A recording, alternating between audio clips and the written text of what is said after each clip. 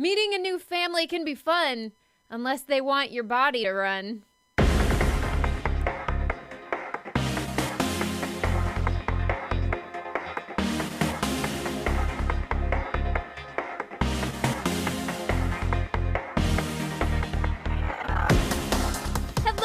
Welcome to episode 12 of Talking Pictures Alliance. I am Kristen Ashton, host here with co-host Jeff Reynolds. Jeff, how are you doing today?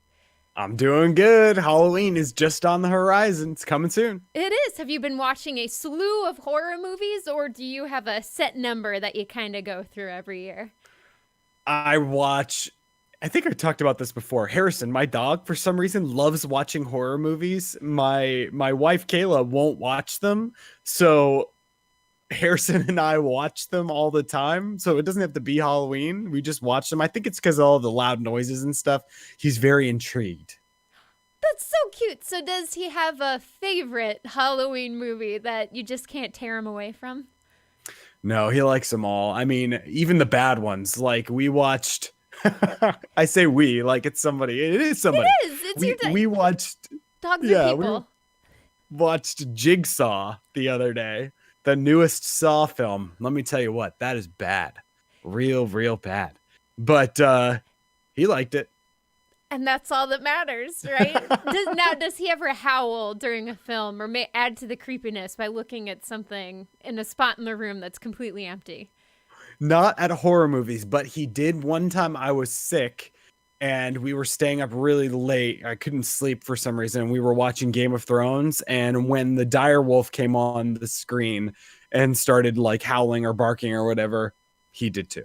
That was pretty cute. That's freaking adorable. Oh my goodness. Okay. So speaking of not adorable movies, no, it's a better segue.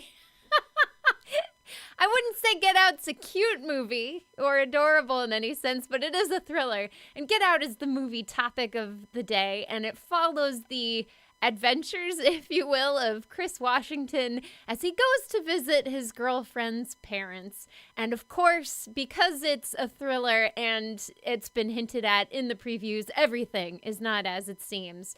The parents like to use hypnosis and push back the person's consciousness into this other zone and then transplant another person's consciousness into that body to take over. And that's the long and short of what happens, yeah? Yeah, pretty much. I mean, I think it's a really unique, cool idea. I mean, the movie itself opened to amazing reviews. I mean, a lot of people really like this film. I'm one of the people that actually really enjoys this movie. I think it's very well done. It has a really good balance of humor and, I mean, I guess what I'll call thrills, and also jump scares and then craziness at the end, right? It totally does. And then we have the action sequence. I think this movie has one of the most cathartic ending sequences of any thriller film I've seen in recent time, because he manages to outsmart the people and then just rips into them. And we don't have to have a weird fight over the teacup because he immediately crashes it to the floor and then just goes on a murder rampage. Yeah, he does, right? After I read your note here, by the way, I love the word cathartic, right? I looked it up. You know what's really cool that you can do? You can go to Google and look up a word and it will tell you when it was popular and to like say this word. And cathartic was actually popular in 1850. Anyway, I digress. This is a crazy scene that happens at the end. And I think it's something that just shows that he's done. I mean, he's just done putting up with all this. I mean, put yourself in the shoes of this guy, right? Everything that's happening around you.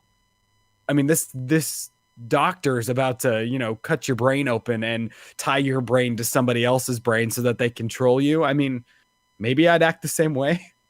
Right. So I guess my question then based on that is, do you think it's out of character for him to have done this? Or do you think it actually fits his character? Because it's pretty intense, and I didn't feel like it was wrong. I felt like he was justified in going on this rampage at the end. Like any good thriller, the good guy deserves to reap the comeuppance, as it were. but at the same time, he hasn't really exhibited murderous tendencies. And can we suspend our disbelief enough to think that he'd just be able to kill people like this? I don't know. I guess it's a kill or be killed situation, right? I mean, I guess it's, and that's what the director was going for, and that's kind of what plays out. I mean, it does, to your point, it does seem kind of cold blooded up until the moment where he can't kill what's her name, Rose, at the very end of the movie. He can't kill her for some reason, and she does that like creepy smile, and that's what causes him to not kill her. I mean, maybe he feels sorry for her, maybe there's like a moment in there or something, I don't know, but up until that moment it kind of feels feelingless.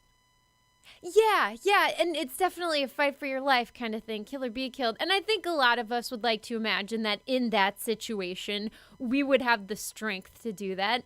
And it doesn't really fall into the pitfall of you kill somebody, 5 minutes later they come back, and then there's this epic fight. You have that with the brother a little bit, but it wasn't too extreme. For the most part, he was actually better than the family that was trying to take him down. He could outsmart them pretty easily once he gained the upper hand. Yeah, and let's talk about the brother for a second. The brother is probably the only role in the film that really bothers me. Only in the, and I mean, none of the roles bother me a lot, but the brother really kind of irks me a little bit because I don't know if that character is necessary. I think that it feels to me as if they were sitting somewhere writing this and thought, is this good? And somebody said, yeah, but if you want it to be really creepy, you need a really strung out, drugged up, creepy guy that comes in and is just all about capturing people using brute force. And they were like, yeah, that's good. It doesn't feel like it's baked in as part of the whole perfect suburbia aspect of what the whole other side of the family's going for.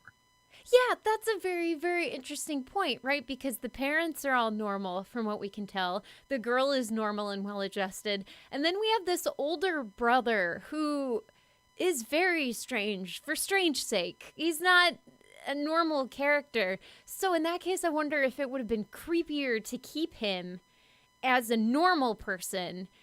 And maybe like what you were saying, they didn't feel it was weird enough. Like maybe people weren't getting that something was off.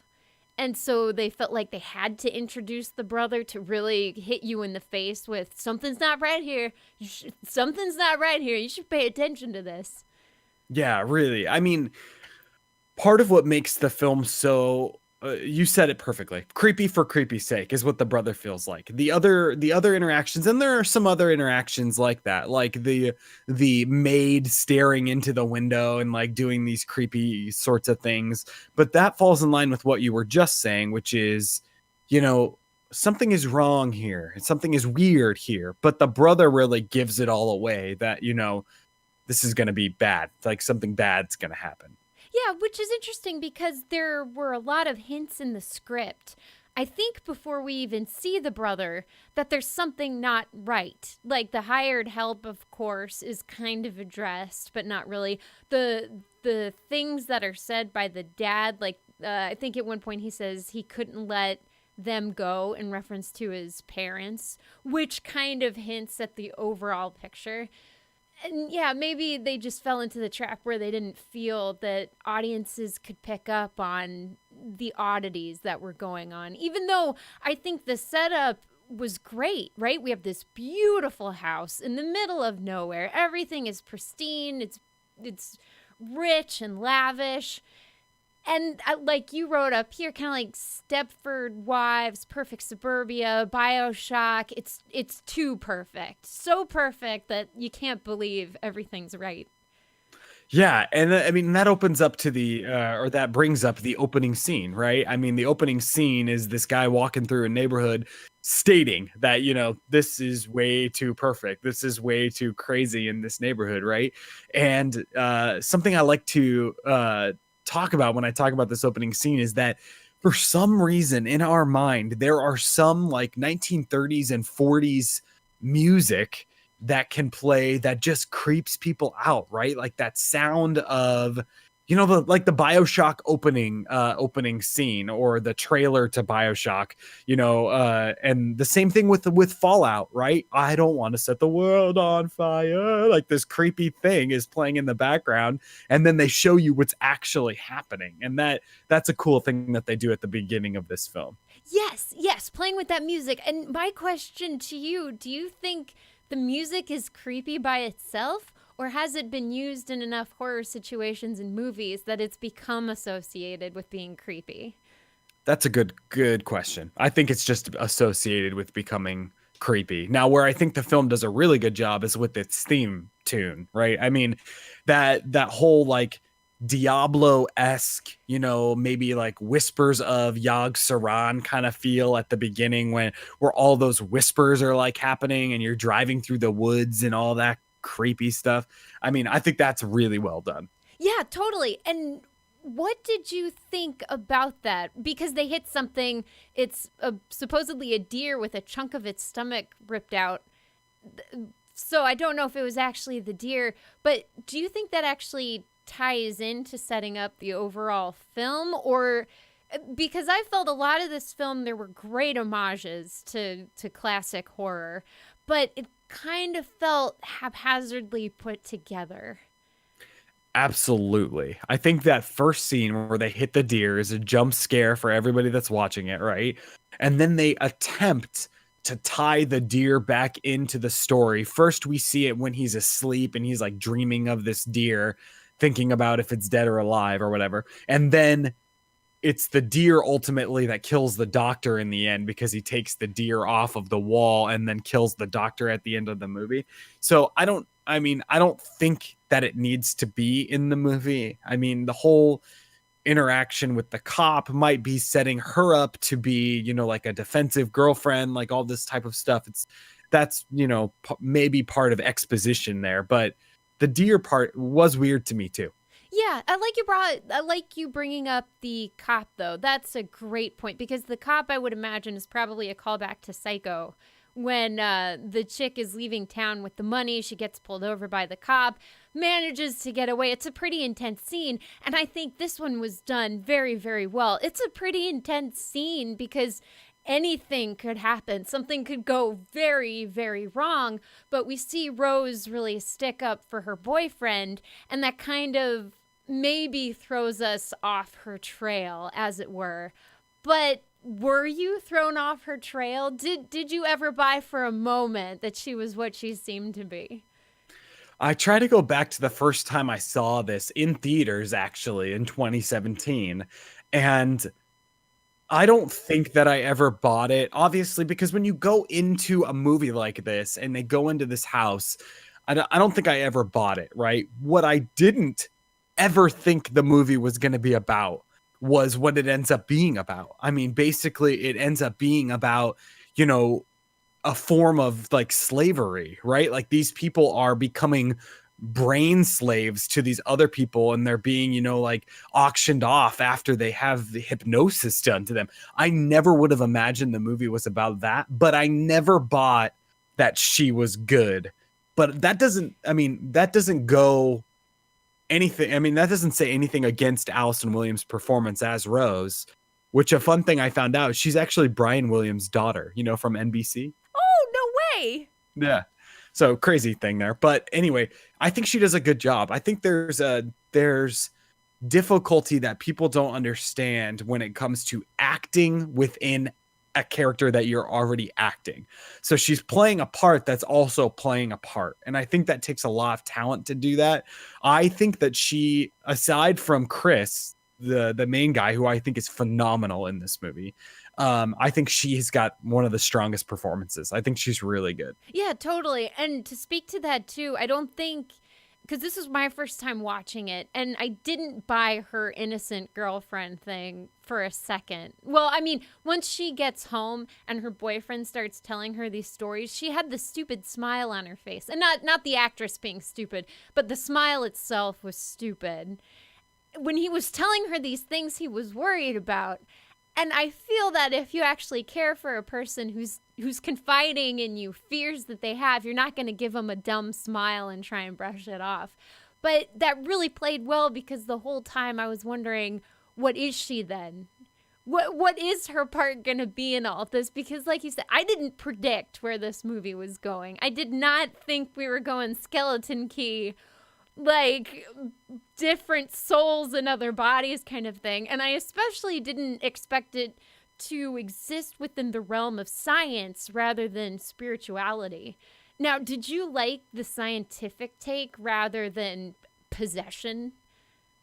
Yeah, I think I can suspend belief enough to think that something like that, is happening in this movie, like changing brain parts to make somebody, you know, be able to be controlled or something like that. I mean, it's weird, right? I mean, I don't buy the science of it, but I can understand the science of it, which I think is part of why it's enjoyable. It's a crazy thing. I mean, and then talking about like the spirituality aspects of it, or even hypnosis, which is not related to that, but still, I mean, do you believe in hypnosis, Kristen? Do you think that is something that can exist in the world we live in? I I honestly don't believe, but that's because I wouldn't want to be hypnotized and I would fight tooth and nail to not be hypnotized. But that doesn't mean I don't believe in the power of suggestion, and that I think we're very easily seduced into thinking certain ways because it seems cool or it seems fun or because it's a habit kind of a thing, right? Yeah, and that was a creepy line that's in the movie, right? They talk about how the hypnosis makes you basically, I can't remember the exact quote, but it's basically saying it allows people to it allows your brain to be more moldable, right? And then that's a creepy thought, right? I personally don't know about hypnosis. Like, I don't know much about it. The only story I have related to hypnosis was I had a buddy in college who had really, really, really bad stomach problems. And he tried like a million sort of elimination diets, gluten, whatever, dairy, the whole thing. And he got to a point where nothing was working and he was desperate. So he went to a hypnotist. And ever since that day, he never had a stomach problem again. And he goes to hypnosis once a month. That's crazy. And it still Yeah. works. Never had a stomach problem after that. Yeah, so it's weird. I mean, it's all in your head in a way when it comes to some of these things. I mean, it's weird. So I don't know. Who knows? And that's part of what makes this movie good, is that people don't know what they really think about hypnosis. I mean, even I think if people are, super, hell bent on saying it is not real, I think people really just don't know, and that's what makes it a good subject matter. Yeah, totally. Because we know you can mess with memories and you can implant false memories if you do it correctly. So if you're able to mess with what you think is concrete, what else can be done with the brain under the proper circumstances? Totally. Sweet. So, what about Chris's best friend, Rod? Honestly, he was my favorite character because this film felt like it also kind of wanted to be Scream, a parody of a thriller genre, but it didn't quite do it, and it made me sad because I think that would have been 10 out of 10. Great job. This current era's Scream, and it's great. Yeah. I mean, Rod is clearly one of the fan favorite parts of the movie. I mean, myself included. His lines are great. His dialogue is awesome. I mean, he pulls it off, like, just chill guy, and the TSA comments are just amazing, right? I mean, they're just really, really funny, and it's really well done that this guy takes his job so seriously and wants to be this, detective or whatever. And I think he's great. To your point about the Scream aspect of it, you're right. It doesn't really take it that far. It doesn't take it, far enough to live in that realm. But man, does it do a good job of balancing? There's a good and I've stated this before on this show. I can't stand movies that never let up, right? So my perfect example is Jennifer Lawrence in the last Hunger Games film. The film is at full bore angstiness and anxiety the entirety of the film. And when you're done watching it, either you're exhausted or you're like me and you're annoyed, right? So a movie like this is great because I mean, it has a perfect amount of mental breaks for the watcher, and it's got intense parts and scary parts and funny parts, and that shows me that it's really, really well done.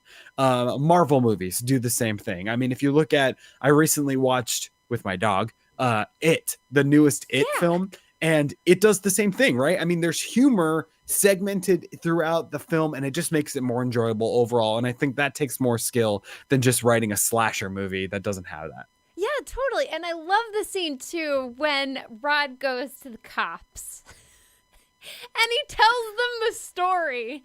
And you have this lady cop watching him, and they do this hilarious cut where he finishes the story for the first time, sort of, and then it cuts to when her coworkers are there and he finishes the story. And nobody believes him because guess what? It's real life. No one's gonna believe you. And I think that lends to that realism of it, right? Yeah, absolutely. I totally agree. I love that part. It's great. All right, and then you have a wonderful question here. Have you ever turned a stuffed animal away or felt like it was staring at you? I just thought that was a weird moment, right? I mean, so he's in the bedroom. It's the first night that he's there. He can't sleep. He also is jonesing for a cigarette. He looks over and there's this stuffed teddy bear that's just looking at them. And he turns the stuffed animal away because he feels like it's watching him, right? And it made me think of real life. And I think I've done that. I can't point out any specific time.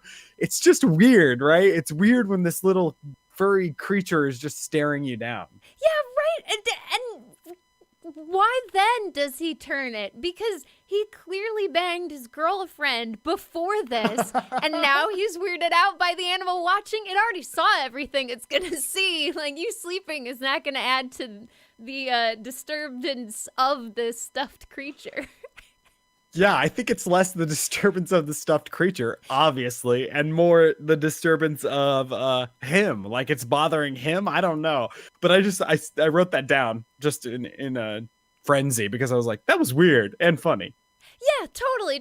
And then to go further with this, the whole people who eat cereal separately from milk, I agree. That was probably the most monstrous thing that happened in the film. She didn't even save the milk in her mouth to put the cereal in there, right? So she could have crunchy loops as she she ate it. Yeah. But So this thing drives me crazy. Like in real life. I mean, I get it that it's a texture thing and people don't like to put the milk in the cereal because it gets soggy and then you can't eat the cereal because it's soggy, whatever. In the movie though, she's so clean, she's disgusting. You know, like she's sitting there and she picks out one Fruit Loop out of the bowl, eats one Fruit Loop, uses two hands to drink milk out of a straw. Like it irks me when I'm watching this. And you know, maybe that's because I have a pet peeve of that cereal thing in real life.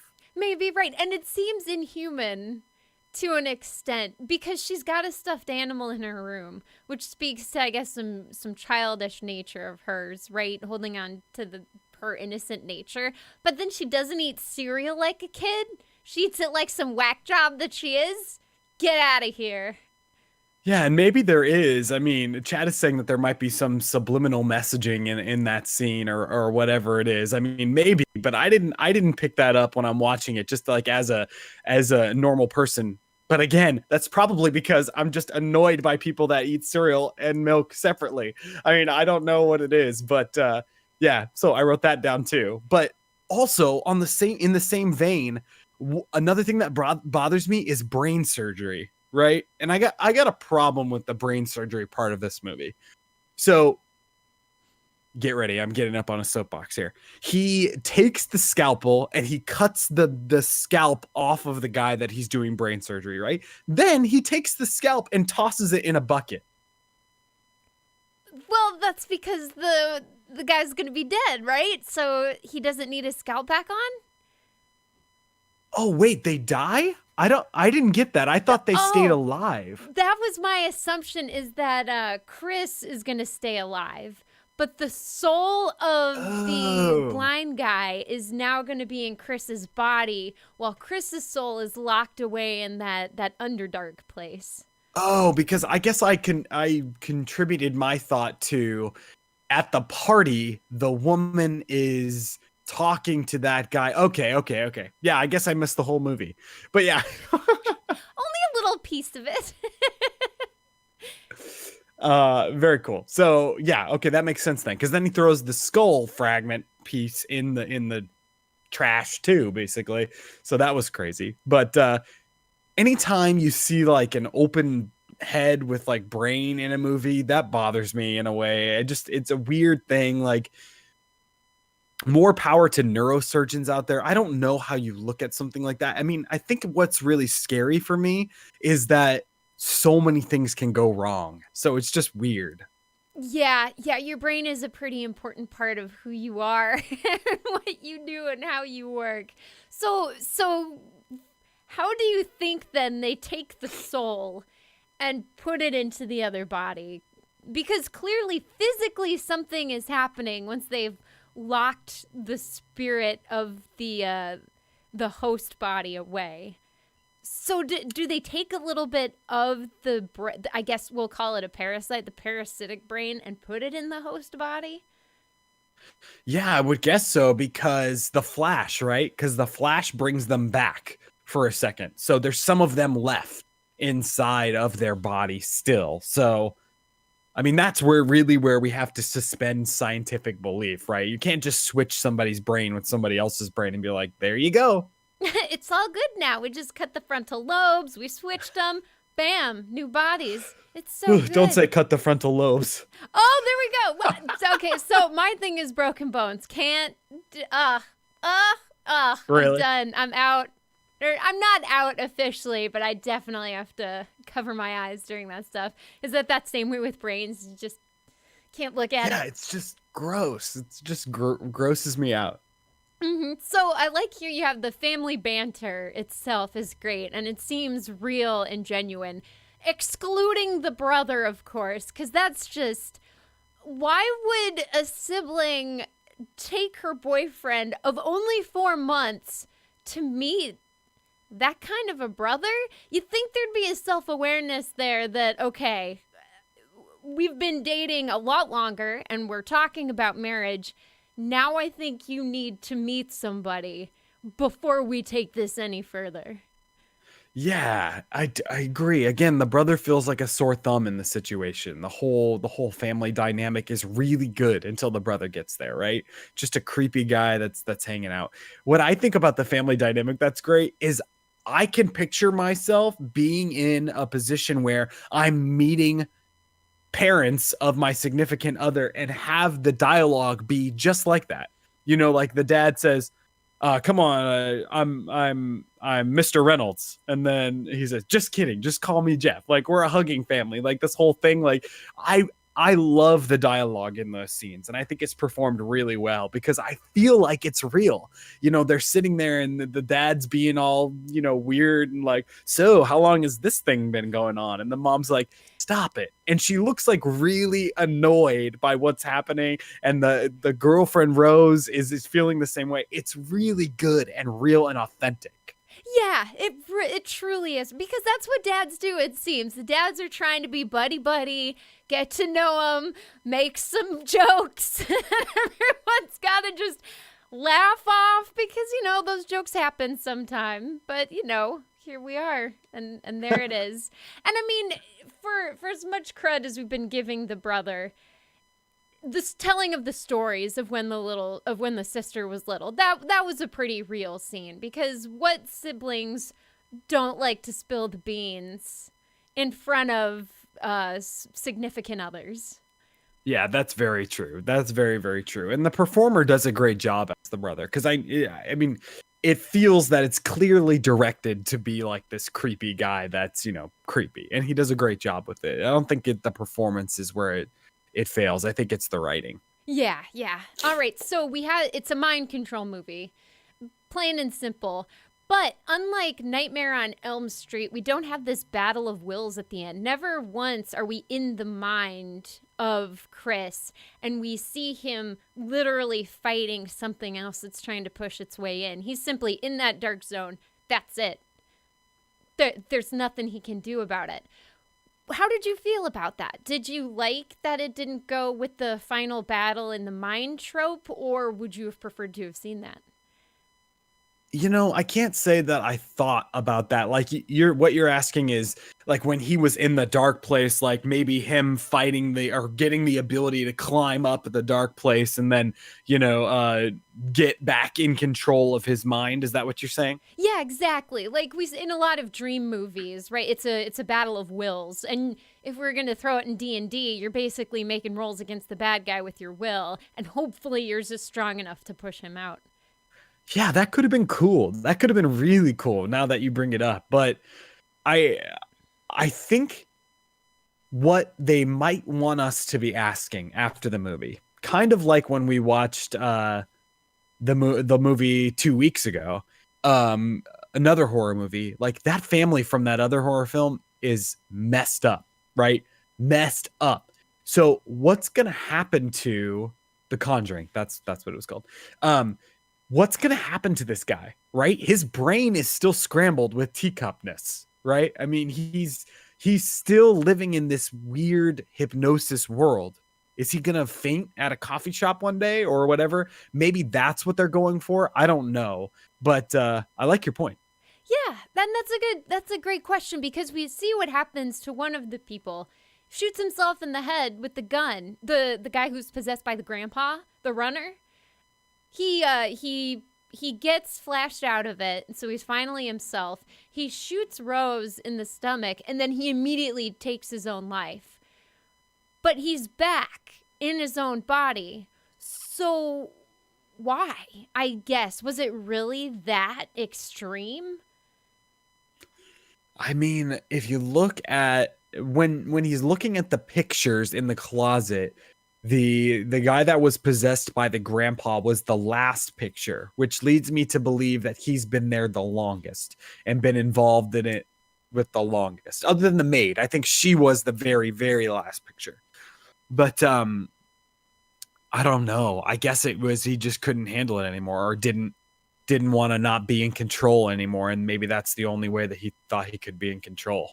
Yeah, and I guess that strikes me as strange, because we get such a cathartic ending with the murdering of the entire family, and he's just ripping through it and kicking butt and taking names. But then another person is freed, and that's it. They're done. So I guess it felt a little weird, because unless you hear that teacup thing, you're not going back. True. I don't know. I mean, I can only imagine what it would be like to be living in a dark place for what seems to be years. I mean, she was dating this guy for 4 months before she brought him home, and that's only because the party was happening, right? Once a year, they said, which could have been a lie. I mean, they could do it more often than that. But yeah, I don't know how long that guy was trapped in there, and if he, just lost all hope. Yeah, right, because you are in literally a dark place with this tiny little screen of the world going on around you, and maybe it looks even more different when you have someone else in there, because we only ever saw when it was empty, not when there was someone else filling that. So a question I have then, is this actually a horror film? I don't think so. And, we talked about this a little bit last week. I think it has horror elements to it. I think the end of the film feels like a slasher horror movie, right? When Yes. he's going and he's, the brains, and they've got this, blood splattering everywhere, and they're killing people and doing stuff. I think it falls for a majority of the movie, though, as a thriller. What do you think? Yeah, I totally agree. And I liked that you warned me that it wasn't really a horror movie, because that's one of my pet peeves, is when I'm told a movie is a certain genre, I go in there with certain expectations and a certain set of, personal criteria that I watch it based on. So when it's not what it's generally referred to as, I get angry and wrongfully at the film because it's not the film's fault that the horror is dropped all the time. But yeah, so it was nice to go into this knowing that it wasn't really a horror movie, but definitely much more of that slasher thriller genre. Yeah, and I think I think it does a really, really great job. Yeah. Now, do you think he should have left earlier? And if so, what point? Yeah, I mean, the one thing I don't understand is okay, so down here we're talking about what our favorite parts of the film are, right? And I think that one of my favorite parts is when Rose is standing on the stairs looking for the keys, right? And she's like desperately looking for the keys. And then all of a sudden her facial expression just completely changes, right? And she's like, I can't give you the keys, right? That part is really good. I like that part a lot. But why didn't he just go out the front door without the keys? Like, start running, man. Get out of this crazy house. But there are times before that I think are just weird. Yeah, like what?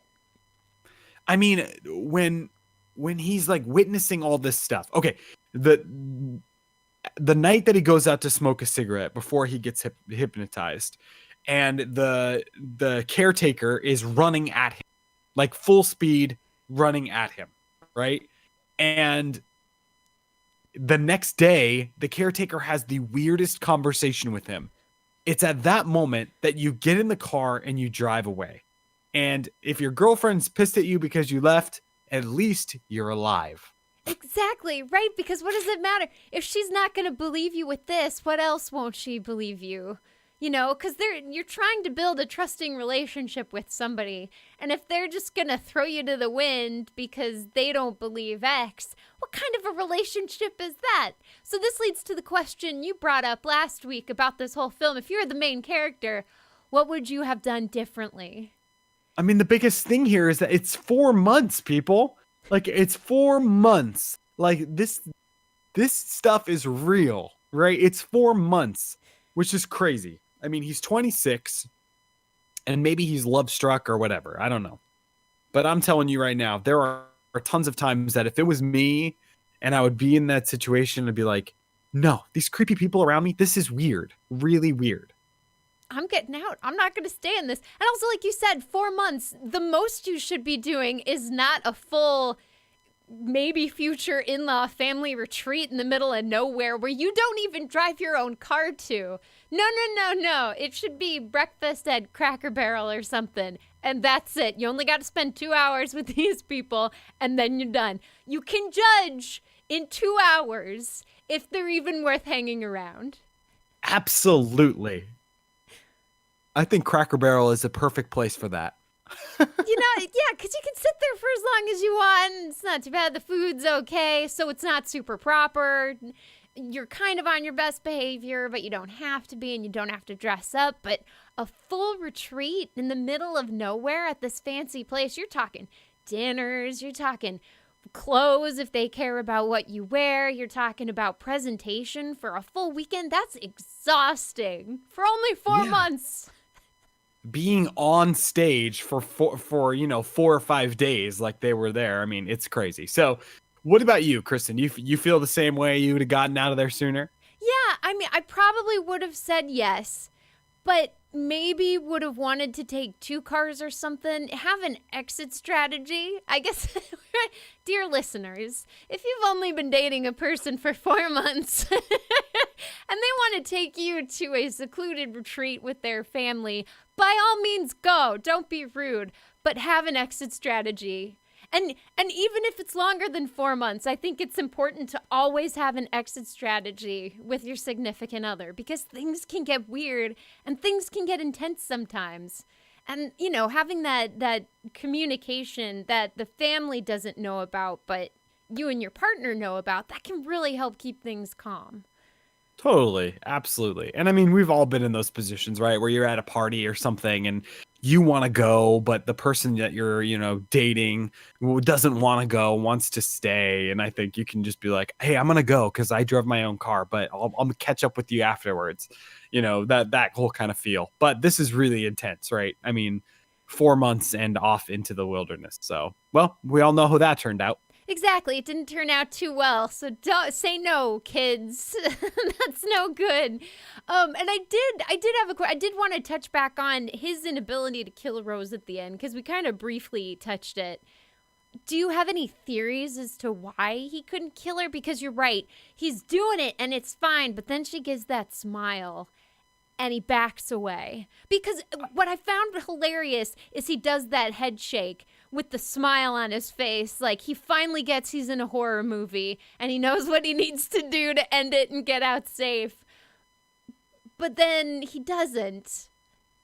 Yeah, I guess my only theory would be that theory I was saying where maybe he thinks that she's just pathetic. Like maybe it's that moment where she smiles because it's not a smile like I love you smile. It's a smile like go ahead and kill me. I'm a freak smile, right?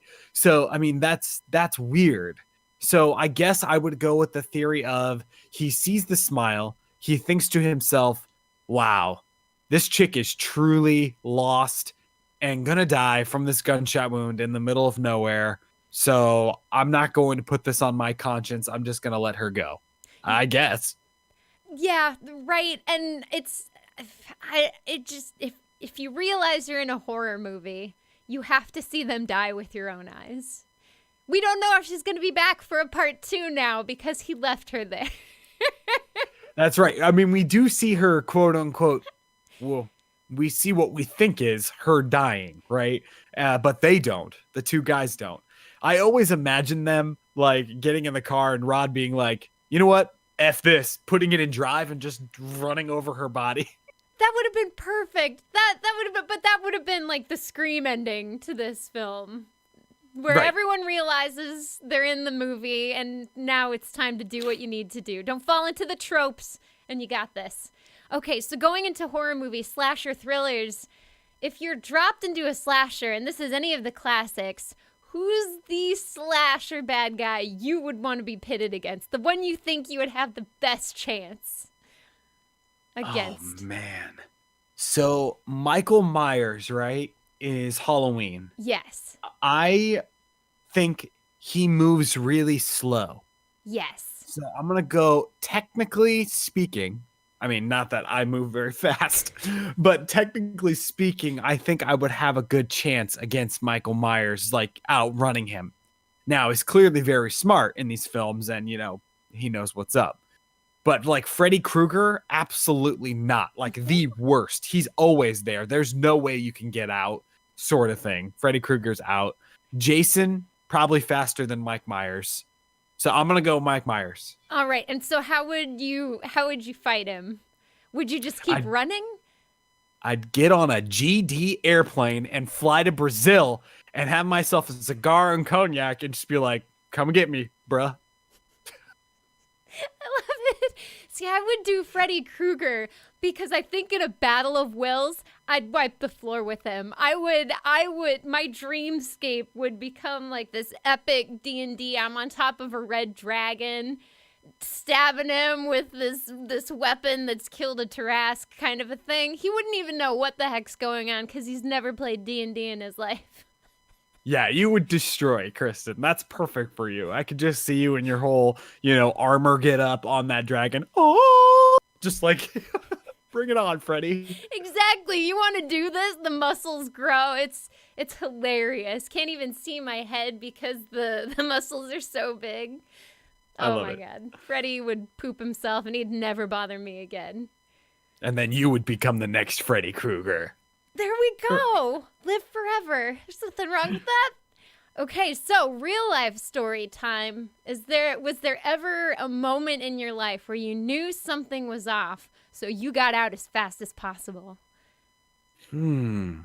That's really good. You know, I was one of those kids where in school things would happen and I would want to be part of the group up until the moment that I didn't want to get in trouble, you know? So I can remember multiple times where, you know, oh, we want to do this thing. Like, this is so stupid, but I'm going to say it anyway. We had in our grade school men's bathroom, we decided that we were going to start a fight club. So what we would do is we would pit people against each other in a fight club. And every like, you know, 15-minute break or whatever it was, we would get all these kids all in their uniforms in and like make a big fight circle, and then two people would just, fight in the middle of the circle. And this is like not real fighting. Like, you're right now, listeners, you're probably picturing like Brad Pitt Fight Club, like punching people and stuff. This was like pushing each other and like, just kind of like putting people in headlocks and stuff like that. It was dumb. But they found out about the Fight Club, and then I was like, you know what? I'm out of this. I'm out. And so I never went, and then all those kids got busted, and then, you got to cheat to compete. Holy cow, that's hilarious. That's right. That's amazing. Little middle school fight club. That's so cute. And I mean, it's just a bunch of loser kids, too, because we saw the movie Fight Club. Right? For people that don't say that movies affect people, I am living proof that we started a fight club after seeing Fight Club, the film, in our grade school bathroom. And those kids got busted. Oh, man. Were they mad at you? Oh, Or yeah. You didn't yeah, talk about Fight Club, so it was okay. You didn't rat them out. No, I didn't. I pretended like I didn't know it existed. Yeah, I didn't rat anybody out. And that's why you don't talk about Fight Club. Exactly. Rule number one. Exactly. So mine was in Chicago. I got followed one time. It was totally this dude. He was walking his dog, and I saw him see me across the street. So I turn, and he turns as well. And I see him following me. So I stop in front of an apartment building with a light coming down, pretend like I'm checking my phone.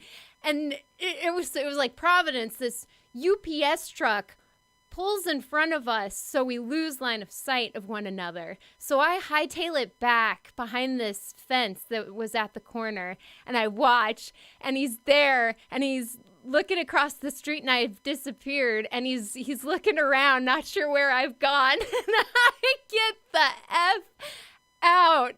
My heart was pounding a mile a minute.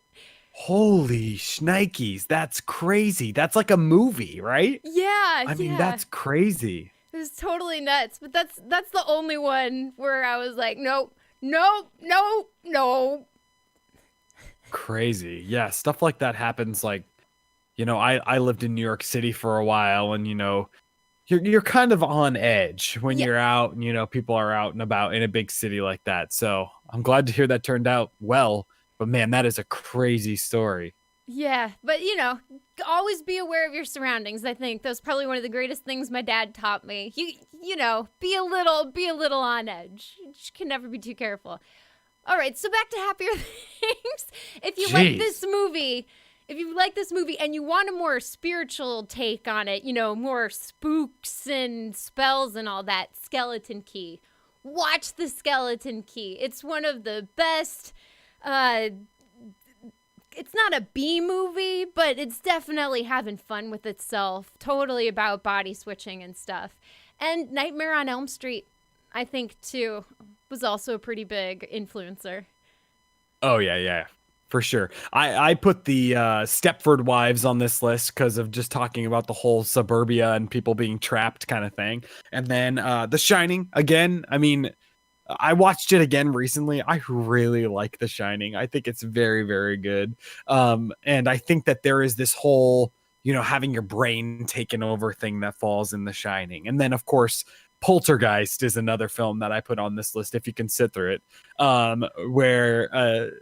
where I think this perfect suburbia is then taken over by the supernatural. Right. And if you like Indian burial grounds, you're going to love Poltergeist. Yeah. The pool scene is amazing. The reason I say if you can sit through it is because that is an example of a film when it comes to test of time that CGI is ruining that film, had ruined it, because there are lots of parts of that movie that are just laughable because the CGI is terrible. So that's why I say that. It's kind of got a Ghostbusters feel to it, but it's trying to be a serious movie, so it doesn't work. That's a very fair point. And back to Get Out, will it stand the test of time, Jeff? I wrote down here, I think it's going to be a tough one because I think this film is really, really good. But I don't know if the humor will hold up over time. I think, I mean, the TSA jokes, the cop jokes, I mean, those kind of things are really funny. So maybe they will. But I think that it's the performances and the super unique story that people don't get when they don't predict when they watch the movie, that I think it'll keep it alive for a good time. And I also think that I mean, in a lot of ways, it's a textbook approach to film that completes what it sets out to accomplish. Like, the writing is good, the story is well told, the performances are killer, and the balance is perfect. So I think for those reasons it will, but the only time will tell. Yeah, totally. All right, and then moving forward to the future, pardon me, what's next on the cinema menu? Next, we're going to watch John Wick, the original John Wick, which you can find on iTunes. There's a bunch of other places that you can find it as well, but I know you can iTunes. You've probably seen it, and if you haven't, it's worth renting to watch it. I mean, John Wick is really good. Surprisingly good. I went into it not expecting much. So go into it not expecting much, and I think you'll be just blown out of the water. I personally am a huge fan of the fight choreography in that film, but that'll be when we talk about it. So if you'd like to share your thoughts, pardon me. If you'd like to share your thoughts, send us your favorite parts or parts about the film. You can email us at talkingpicturesalliance@gmail.com or tweet at TPAcast. And also, we usually come up with a question to tweet about. Do you have one for John Wick? John Wick. I mean, oh gosh. Let's tweet about it because I want to make sure that I get a really good question on this one. Okay. I mean, it's a good film to have a lot of questions about. It totally is. All right, Jeff, where can people find you? You can find me on Twitter at Mr. Jeff Reynolds. I'm over there tweeting about all kinds of things, so check it out. Woo! And if you're looking for me, you can find me at _Kristen Ashton _ Twitter, Twitch, Instagram. And as for the show, you can find us right here on twitch.tv/DreamDestroyer. Mostly every other Sunday, but we're taking a break because guess what? BlizzCon is 2 weeks away now? Yeah, it's going to be craziness. It's going to be super rad. You're working a booth, and I'm working the crowds. That's right. So if you see us there, make sure you say hi if you are going to BlizzCon. If you don't know, BlizzCon is a convention for Blizzard games out there like World of Warcraft, Diablo, and StarCraft. So if you're going to the convention, we'll see you there. If not, we'll see you back on November 18th with John Wick. Yes, and if you'd like to support the podcast, head on over to patreon.com/TPAcast. So I guess that's it for us for this episode. Any final words, Jeff? Consider the situation handled.